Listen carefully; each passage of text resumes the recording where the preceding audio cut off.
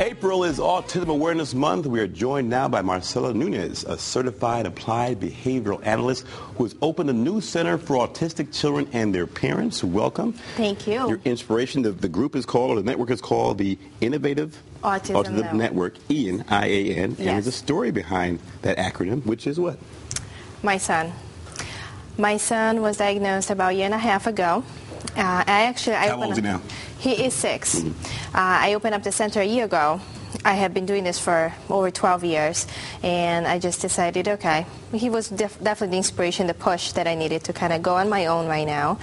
And we are just launching an extension of our business, which is called the Creative and Learning Center. In Plainville? In Plainville. Okay. Yes. Now, what's fascinating to me is that it's rare to have a behavioral analyst, an ABA specialist, who also has a child with autism, because an ABA specialist, as you know, has all the insight and knowledge you need to kind of take care of these kids. Now, you combine that with the personal knowledge of having to raise a child. That's an extraordinary thing for a parent like myself of a child who's autistic. When I know that you know the research and how to apply things, but also understand what it takes to raise a child, it's an extraordinary combination. You know, I can't just say it was hard as a parent, though. It's a very different perspective that you take as a parent. How so? Well, I think I went through the same stages as a lot of my parents had gone through. You know, number one being denial. You know, you always look at him and say, he can't be. You know, or it's a boy thing. You know, he's a boy. He's very active. He's a language delay. We are bilingual in our home, and it could have been a million different things. You know, so I think for myself as a mom, I think it made me a much better clinician becoming a mom. How do you stay encouraged? I look at him, and he puts a smile on my face every single day. He's doing so well right now. The fact that I can help so many different families too, it makes me feel really good about the work that I do. Now, is Ian your only child? No, I have a daughter. Her name is Ella. Is she older or younger? She's younger. She's 20 months old. Probably the best thing that ever happened to us too. You know. Was there concern having a second child after having Ian, with a trepidation about, okay, do we go here again, take this risk? You know, it was a little bit too late because I was very pregnant when he was diagnosed. Okay, all right, yeah. So even afterwards, how much concern do you have that, gee, like go through this again? I know, and it was very concerning to me, but I tried to enjoy my pregnancy as much as I could. I mean, she definitely wanted to come out really, really early on, so I was put in bed rest very early on in my pregnancy. So she came out, and she is part of the baby studies, the baby SIB study over Yale. What is that, a baby SIB study? They actually, if you have a sibling who's diagnosed with autism and you have a baby, they keep an eye on your baby for 2 years for free. You go really? Yeah. You visit them just like you go to a doctor checkup every 3, 6, 9, 12 months. And they test them, they play with them, and if there's any signs, they will just let you know. So you try to spot it earlier if you can, right? The whole exactly. idea. Now, a lot of different theories out there, right? Vaccines, is it environmental, is it neurological? And for those who don't know, autism is a neurological disorder that impacts social development, speech, etc.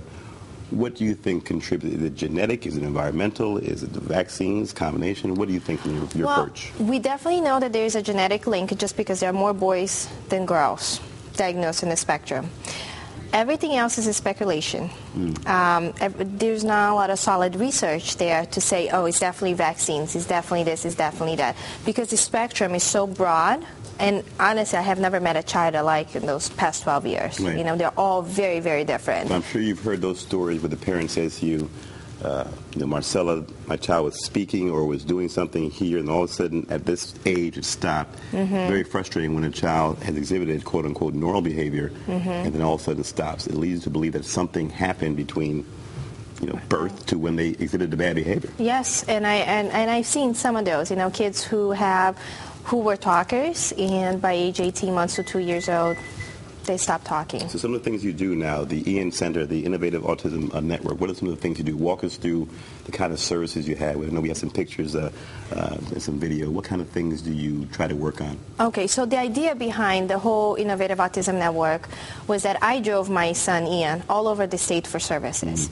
And I thought, this is so tiring for parents. A lot of people, yes, they have the commitment in the very beginning, but then it gets tiring, and then you add another child into the mix. It gets costly too, right? Costly, and it becomes really it's hard to kind of bring your sibling, with your son everywhere that you need to go. Everyone spends a lot of time in the car.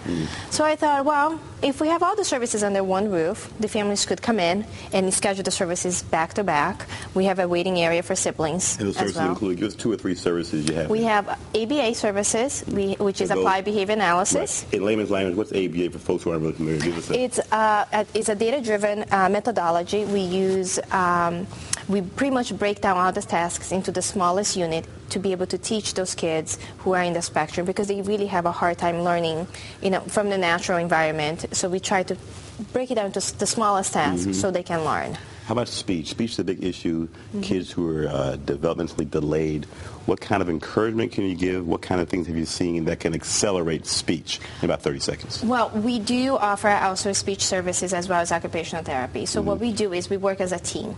So when the child comes in for speech and they also have ABA and OT services, we try to work as a team, so we are always reinforcing skills across therapists and across different disciplines as well.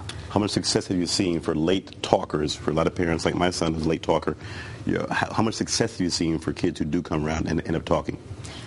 A lot. My son used to be one of them. He didn't start talking until almost 2.5.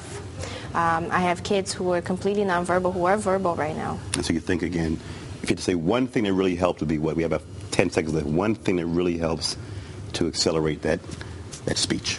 The speech, I think, is making sure that the family is always involved. So there's always consistency, so the families know the therapy doesn't just happen in a session. It has to happen across the entire day. Right.